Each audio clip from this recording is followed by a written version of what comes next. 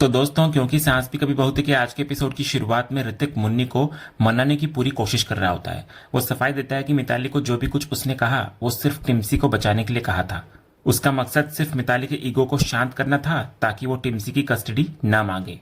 उसे नहीं पता था कि मिताली उसकी वीडियो रिकॉर्डिंग करके ऐसा गेम खेलेगी।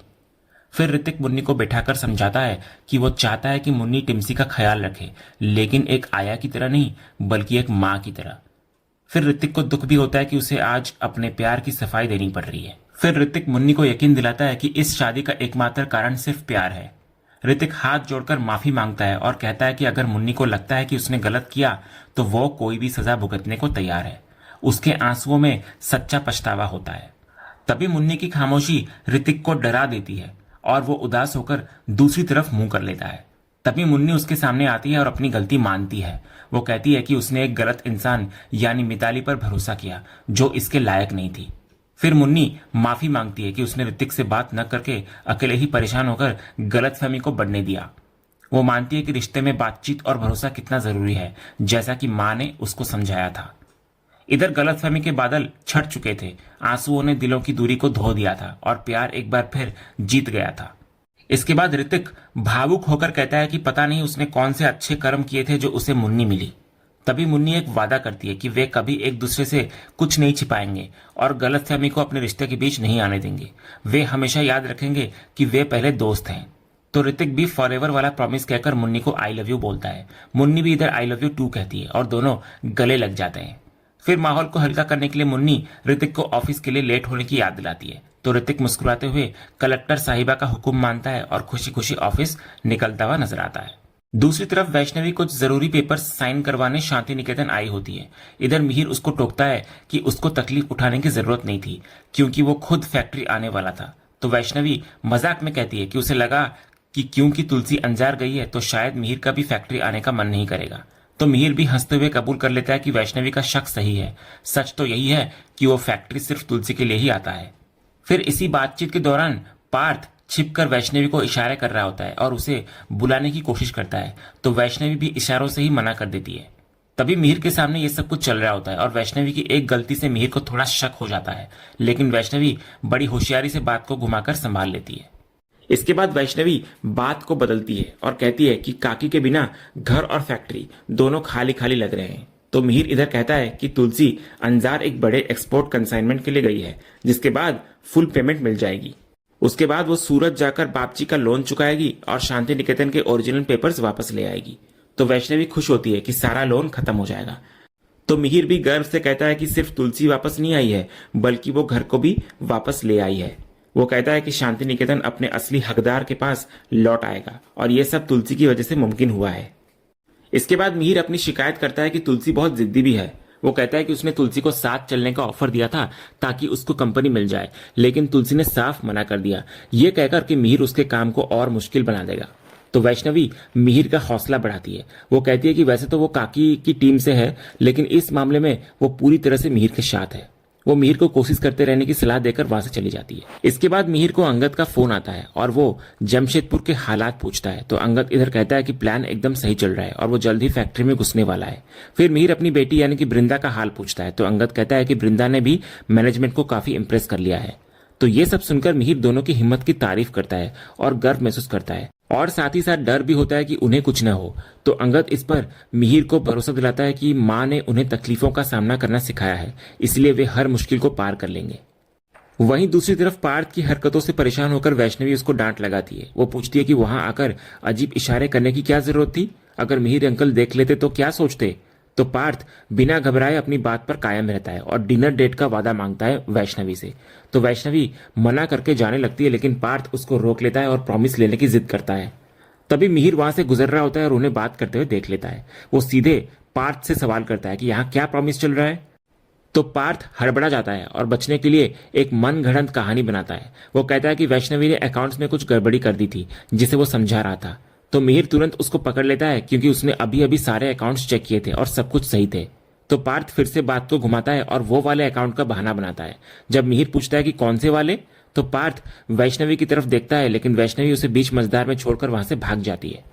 इधर पार्थ के पास भी कोई जवाब नहीं बचता, इसलिए वो फोन आने का नाटक करके वहां से खिसक जाता है। लेकिन मिहिर, जो सब कुछ समझ चुका होता है, मुस्कुराते हुए मन ही मन बोलता है कि वो उसका बाप का बाप है, तो उसे सब कुछ पता है। वो कहता है कि उसे पार्थ और वैष्णवी की जोड़ी बहुत प्यारी लगती है। इसके बाद मिहिर सोचता है कि तुलसी के आते ही घर में शांति और सुकून वापस आ गया है। उसे याद आता है कि तुलसी ने इस घर के लिए कितना कुछ किया है, जैसे कि मिहिर के एक्सीडेंट के वक्त उसको संभाला, गरिमा को किडनैपिंग से बचाया और बृंदा अंगद को घर वापस लाई। तो इन यादों में खोकर मिहिर फैसला करता है कि उसे भी तुलसी के लिए कुछ खास करना चाहिए।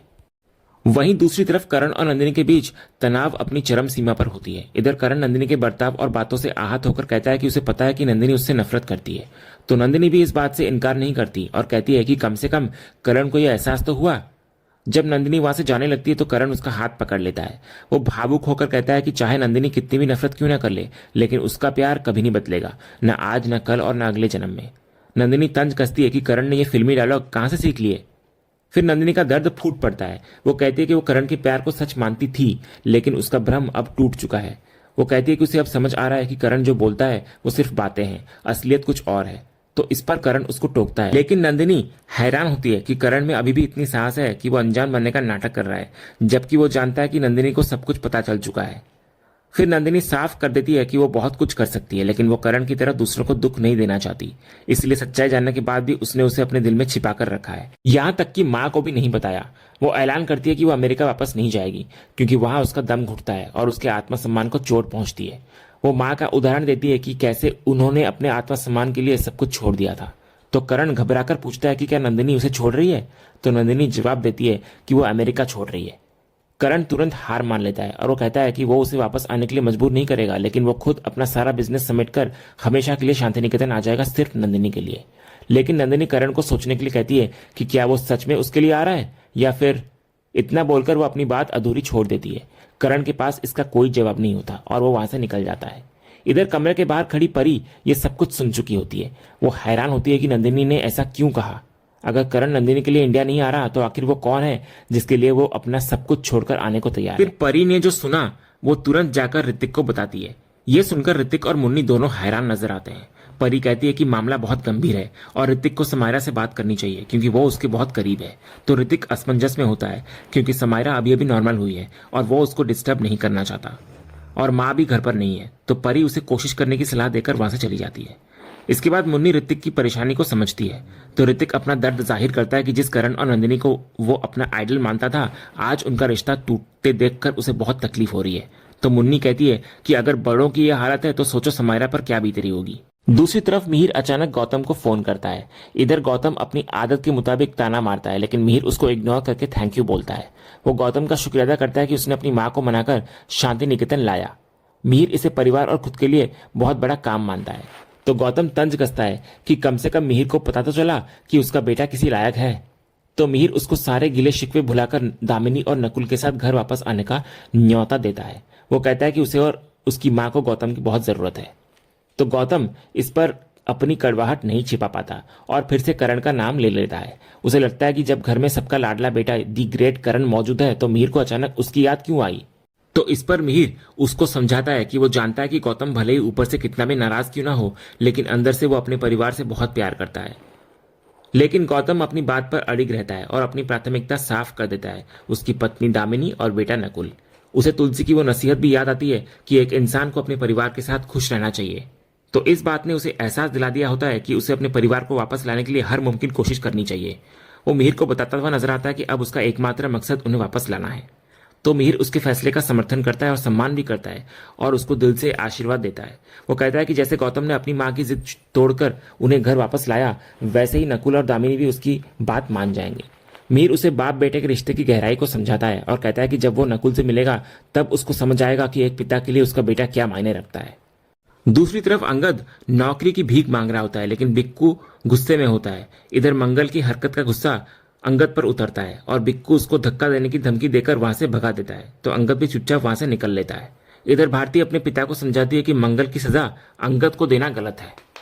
तभी एक औरत रोते हुए वहां आती है। वो बताती है कि फैक्ट्री के सीएफओ विक्रांत साहब ने नंदू को बुलाया है और नौकरी से निकालने की धमकी दी है। वो बिक्कू के पैरों में गिरकर हेल्प की भीख मांगती है। तो बिक्कू उसको शांत कराता है और वादा करता है कि जब तक वो है किसी के साथ गलत नहीं होगा। तभी भारती अपने पापा के सामने अंगद की वकालत करती है। वो कहती है कि बिक्कू दूसरों के साथ गलत होने नहीं देता, लेकिन उस लड़के के साथ तो गलत हुआ है ना।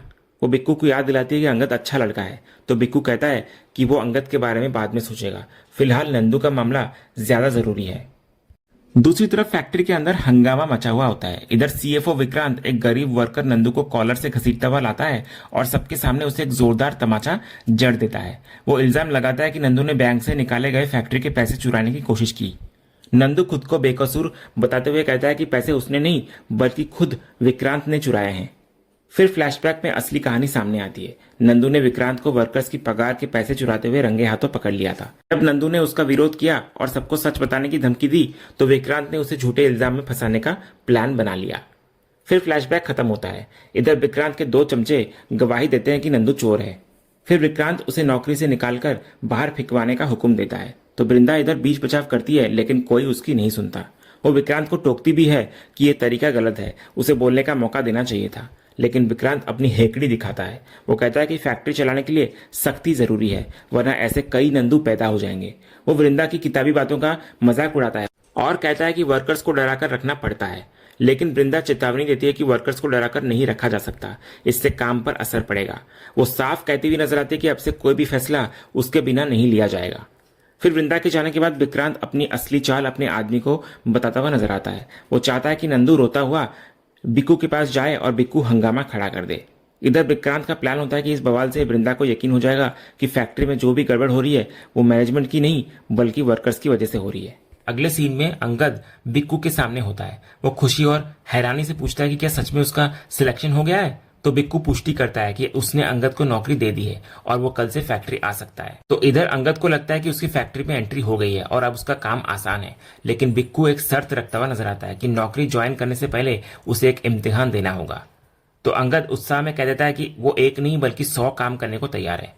तो बिक्कू के इशारे पर मंगल एक भारी पत्थर लाकर अंगद के हाथ में रख देता है। अंगद हैरान होकर पूछता है कि इस पत्थर का क्या करना है। तो मंगल एक खौफनाक फरमान सुनाता है कि उसे ये पत्थर फैक्ट्री की नई मैडम वृंदा वीरानी के सिर पर मारना है। बिक्कू भी साफ कहता है कि अगर अंगद ने यह काम कर दिया तभी उसकी नौकरी पक्की होगी। तो इधर अंगद एक भयानक धर्म संकट में फंस गया होता है। एक तरफ उसका मिशन था और दूसरी तरफ उसकी पत्नी वृंदा की जान। दुश्मन की चाल ने उसे अपनों के ही खिलाफ खड़ा कर दिया होता है। दूसरी तरफ अंगद अपने गंदे से कमरे में पत्थर को पकड़े हुए गुमसुम बैठा होता है। वो सोच में डूबा होता है कि इस इम्तिहान को कैसे पास किया जाए। तभी भारती वहां आती है और उसको पत्थर से खेलते देख टोकती है। वो घर की खराब हालत देखकर खुद ही सफाई करने लग जाती है और अंगद को ताना मारती है कि रहना उसे है लेकिन काम वो करवा रहा है उससे। तभी अंगद को खामोश और उदास बैठा देख भारती उसको झाड़ू थमा देती है और सफाई करने को कहती है। वो बताती है कि ये घर बहुत समय से खाली है, लेकिन अब अंगद को नौकरी मिल रही है तो वो यहीं रह सकता है। भारती हैरान भी होती है कि घर और नौकरी मिलने के बावजूद अंगद का मुंह इतना लटका हुआ क्यों है। तो अंगद का दर्द फूट पड़ता है। वो कहता है कि उसके हाथ में पत्थर थमा दिया गया है और वृंदा मैडम के सिर पर मारने को कहा गया है। वो सवाल करता है कि क्या ये तरीका सही है और क्या यहाँ नौकरी ऐसे ही मिलती है। तो भारती गुस्से में कहती है कि यहाँ ईंट का जवाब पत्थर से दिया जाता है। वो मैनेजमेंट खासकर वृंदा पर भड़कती है कि उसने नंदू भैया को नौकरी से निकाल दिया। वो वृंदा को बेवकूफ कहती है कि उसने विक्रांत को रोका क्यों नहीं। भारती वृंदा को शहर से आई हुई पढ़ी लिखी बेवकूफ कहती है जिसे मजदूरों की कदर नहीं है। तो इस पर अंगद वृंदा का बचाव करते हुए कहता है कि वो बेवकूफ नहीं है और उसने नंदू की हेल्प करने की कोशिश जरूर की होगी। भारती को शक होता है। वो पूछती है कि अंगद को यह सब कुछ कैसे पता। तो अंगद बात को संभालते हुए कहता है कि वे हमेशा लोगों के बारे में गलत क्यों सोचते हैं, हो सकता है कि सच्चाई कुछ और हो। लेकिन भारती उसकी दलीलों को खारिज करती हुई नजर आती है। वो कहती है कि अमीर लोग ऐसे ही होते हैं। वो अंगद को वृंदा के बारे में ज्यादा न सोचने की सलाह देती है और याद दिलाती है कि उसे नौकरी चाहिए थी जो अब मिल रही है। भारती बेरुखी से कहती है कि पत्थर ही तो मारना है ना, कोई बड़ा क्राइम तो नहीं करना। यहाँ के तौर तरीके यही हैं और अगर नौकरी चाहिए तो ये करना ही पड़ेगा। फिर जाते जाते भारती अंगद को एक बेडशीट देती है और सोने के लिए कहकर चली जाती है। इधर अंगद बेडशीट को पकड़कर गहरी सोच में डूबता हुआ नजर आता है। इधर अंगद के सामने अब करो या मरो की स्थिति होती है। क्या वो अपनी पत्नी को चोट पहुंचाएगा या फिर कोई एक ऐसा रास्ता निकालेगा जिससे सांप भी मर जाए और लाठी भी न टूटे। और इसी उलझन और सस्पेंस के साथ यह एपिसोड यहीं खत्म होता है। तो दोस्तों आज का ये एपिसोड और इसका अपडेट आपको कैसा लगा, अपनी राय हमें कमेंट बॉक्स में जरूर बताएं। अगर आपको आज का ये वीडियो पसंद आया हो तो वीडियो को लाइक करें, शेयर करें और हमारे चैनल को सब्सक्राइब करके बेल आइकन जरूर दबाएं, ताकि क्योंकि सांस भी कभी बहुत है के अगले धमाकेदार एपिसोड का अपडेट आपको सबसे पहले मिले। धन्यवाद।